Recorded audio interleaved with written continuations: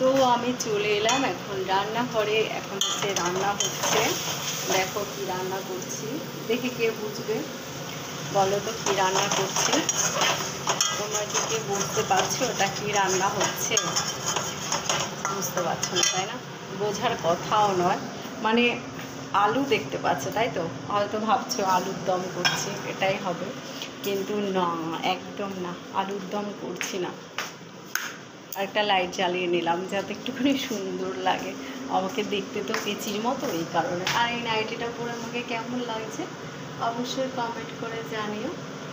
আর এইদিকে জিমি রান্নাটা অনেকটা হয়েছে, পুরোটা হয়নি, আর একটু বসাতে হবে, তারপরে ঘর মুছবো, স্নানে যাব, প্রচুর কাজ, প্রচুর, ধারণার বাইরে, জানো না, কাজের শেষ নেই, এত কাজ না বলার মতো না। তো যাই হোক, রান্নাটা করি, আর কি করবো, তো কাজই হচ্ছে রান্না করা আর বাসন মাজা, কাপড় কাচা, এই হচ্ছে আমাদের কাজ, তাই না বলো? এই হচ্ছে আমাদের কাজ।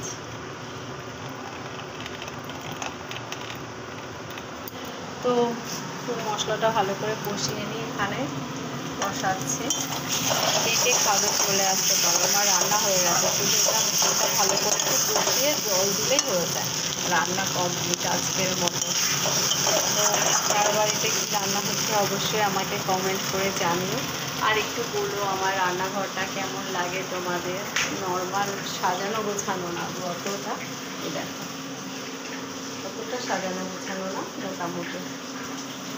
গরিবের রান্নাঘর কত আর ভালো হবে বলো, তাই না? তারপরে এখানে এই যে দুটো ফোটার পরে এই যে দেখো লাইন দিয়ে কতগুলো টব দেখতে পাচ্ছ, অনেকগুলো কিন্তু লাইন দিয়ে ফুটেছে, দেখো দেখো লাইন দিয়ে পুরো কতগুলো করে ফুটেছে। কিন্তু দুঃখের বিষয় কি জানো তো, এই যে এই পাশে একটা দুটো টব আছে, এগুলো হচ্ছে বেলফুলের, বেলফুল হবে, বেলফুল গাছ। আর এই পাশে এই গাছটা না মরে গেল, এটাই মরে গেল, এটাই দুঃখ। দেখো এখানে আবার লঙ্কা গাছ লাগিয়েছি। চলো আর একটা জিনিস দেখাচ্ছি তোমাদের, এখান থেকে গিয়ে কী বলো তো, এই দেখো কত গাছ আছে, নিম গাছ লাগিয়েছি, এখানে হলুদ গাছ লাগিয়েছিলাম, মরে গেছে।